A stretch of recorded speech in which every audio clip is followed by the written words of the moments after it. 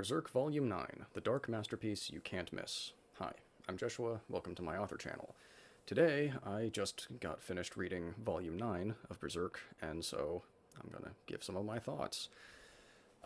Well, we had our duel in the last chapter, which Guts is now off doing his own thing. I suppose I'll start off with the very beginning part where he's off in the woods and that skeletal rider thing came to him. I think I've seen that that's an actual character that does stuff, which is interesting. He's warning him about the coming eclipse for whatever reason. I mean, so far it's been things have made sense, so I'm not gonna say it doesn't make sense yet. But yeah, that was a strange little moment there. Very not so subtle foreshadowing. Hmm. Yeah, so it seems I was wrong about Griffith to a certain extent. I was under the impression that he really did not care about Guts, that he was just angry that his possession wanted to leave him. Doesn't make... I think it's more complicated than that. I have to give Miura props. I think it's more complicated than that, because, yeah, I mean, he broke into the, well, climbed up to the princess's window and got all up in there.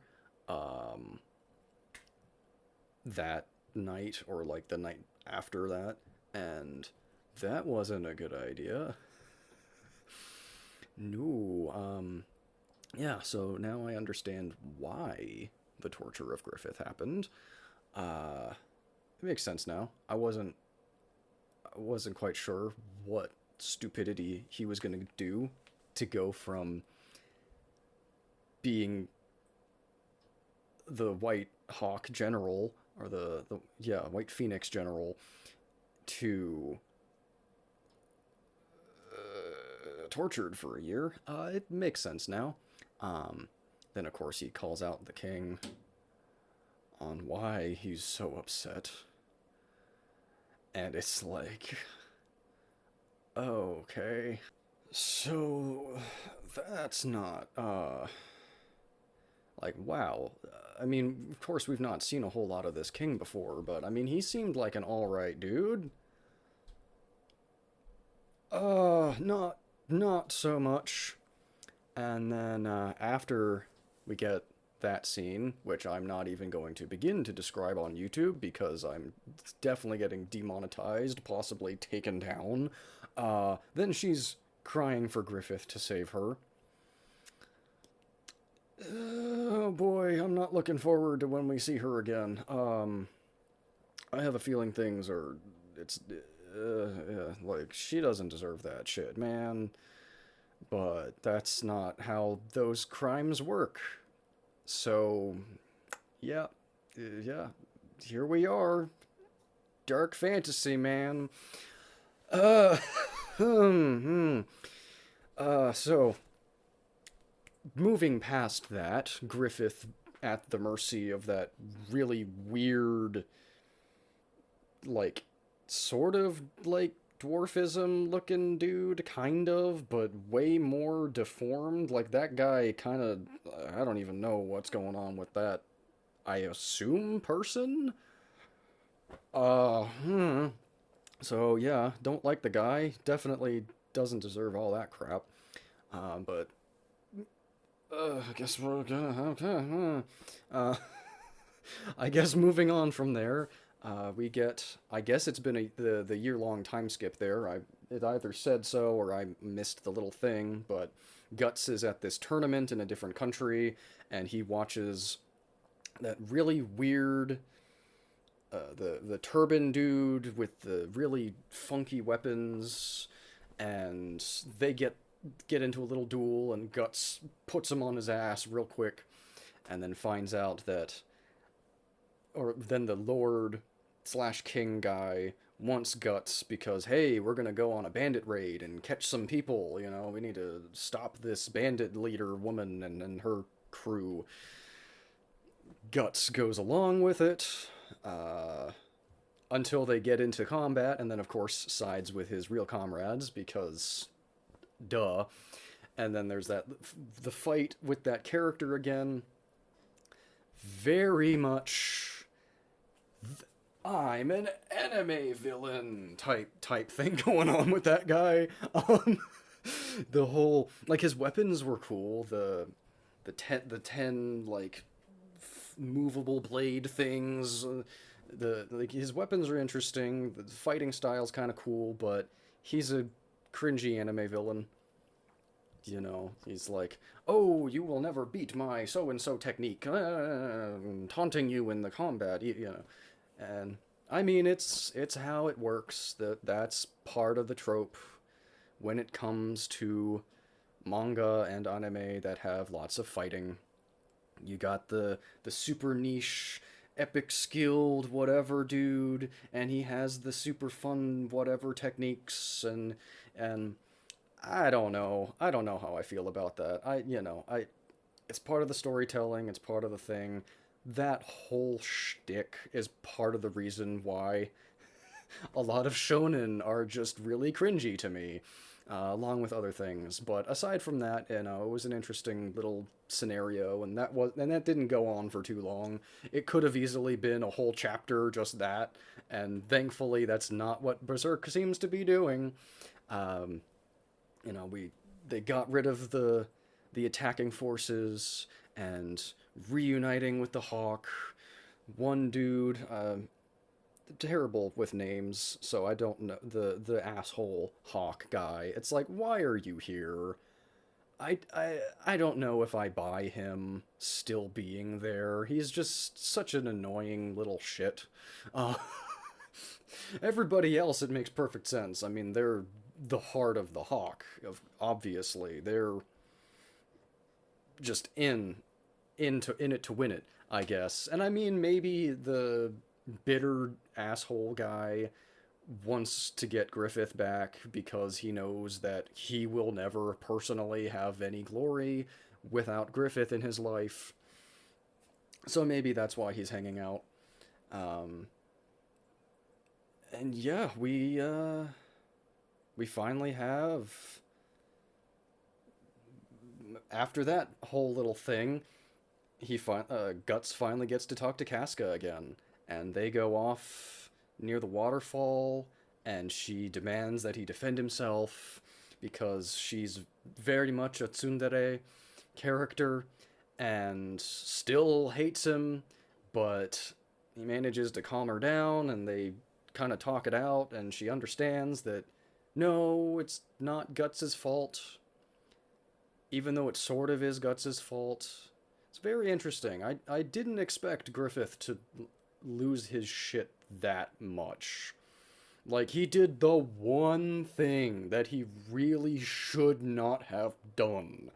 The one thing that if he was caught was guaranteed to end up losing him his new generalship, position as general, to tortured in a dungeon for a year. The one thing.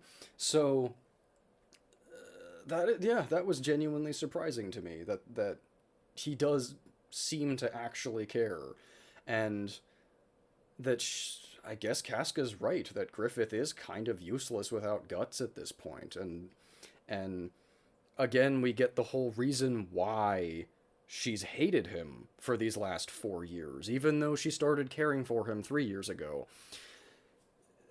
You know, he took the spot that she wanted to have, that she's never had. As she said it herself, these characters are very self-aware when they have their personal reflections, which I appreciate. I like a character that's able to call themselves out on their own crap. And yeah, she kind of realized, and then she's just so tired. I mean, I can't imagine doing what she's been doing for the last year, trying to keep the band together, keep everybody alive, figure out how to get Griffith out of the situation that he put himself in, like, yeah, I'd be absolutely exhausted too. And so she sort of passed out and went over the cliff. I I'm not sure if that was on purpose or not. She I almost think that she intended to go off the edge there and end her life. And if that's the case, then man, that's just hardcore, like just done with everything. But because Guts is Guts, catches her, throws her over the edge, like, what are you doing? And we get the panel of their first kiss and the way that it moved, and he's like kissing her head and her eye and her nose, and she moves up and he kind of like, what? And they just and the whole background is kind of left in less detail because the world is leaving and it's just those two having a moment together. It's just, oh man, it was beautiful. That was so good. And then the proceeding, like, what is kind of starting off as she's hesitant because she wonders if her feelings for Griffith were a lie. If she does this, she feels like she's betraying herself almost. And but it's like, whatever. I want to feel alive. And then they start having a steamy moment, and then Guts's PTSD kicks in really hard. And man, and she finds out what happened before he went off on his own, and how he murdered his father, as Guts put it. Man, this stuff is this manga hits really hard. That was really well executed too. I feel like it was the way the trigger happened, and it just, all of it came flooding back, and he even asked himself, like, why now? I've killed hundreds, but this one guy I can't get over. And then Casca just accepts, you know. He said, I'll leave if you tell me to. I'll guess I gotta censor that. Um, I'll leave. I'll head right out of here. I'll if you could, I'll try to make it up in combat. And she doesn't care.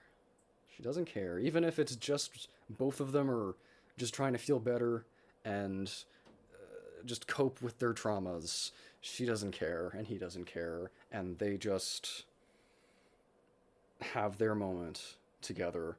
And I have to say, I don't usually like enemies to lovers. On the one hand, some, like, that's the thing with tropes becoming cliches. It's all down to the individual and all down to the execution. I think enemies to lovers is usually just crappy, and like it's usually really obvious, and it's usually done lazily because we need cheap drama. The relationship with Casca and Guts is not about cheap drama. It's about legitimate drama. There's valid reasons why she has so vehemently disliked him for so many years. There's valid reasons why she's come around. Like, the, again, with getting into manga kind of for the first time, really, in my life, it's fascinating how you can do a story like this chapter by chapter. You don't get to write a super thick volume and then revise it, and then revise it again, and then revise it again, and okay, now it's ready, out. No, I wrote a chapter, it's ready, it's public. I can't retcon any of this, I can't redo it. What I've said is what I've said, it's out there. And somehow, this mad lad has made enemies to lovers a legitimately compelling storyline. often the romance does not affect me at all. I am all in on this. I care about both of these characters and I want them to be happy. Ah! But of course, this is Berserk, so we don't get that. But hopefully we get a couple more volumes of things going all right before the eclipse. And yes, in case you've not watched my previous videos on this, I have been spoiled up to and including the eclipse. I probably would not have ended up reading this manga had I not been spoiled, because all I really knew about it was edgy dude swings big sword and kills demons with it. It had something to do with vengeance. I didn't even really know that Casca was a character. Like, I went in from knowing nothing to the first arc, basically. I guess the first two arcs. And so, yeah. Yeah, it's, I mean, I'm already recommending this manga to my friends who have not read it yet. This is... Oh! Oh! It's just so good. And I noticed as I was reading the volume, the original copyright is 1994. This thing is over 30 years old already, and it's so good. The volume I just finished reading is older than I am. Yeah, I'm very impressed so far. The character work makes sense. Griffith is seemingly more complicated than I thought he would be, while at the same time, I think I know how I'm gonna feel about him soon. I actually managed. They even knowing what happens, he managed to get a little bit of sympathy from me back when he's getting tortured. So, yeah. We have the romance. Oh, the pain. I'm not even there yet. I've not even experienced it yet, and the pain is real. Well, anyway, thanks for watching to the end. Since you did, clearly you liked it. If you like my analysis and my thoughts on the storytelling, you'll probably end up liking my new book, The First Ogre King. You'll get the first 5 chapters totally for free when you sign up to my mailing list down below. The book is not out yet. I'm still editing, but by the time you finish reading the chapters I've given you, you'll know if I am the author for you or not. Thanks for watching. See you next time.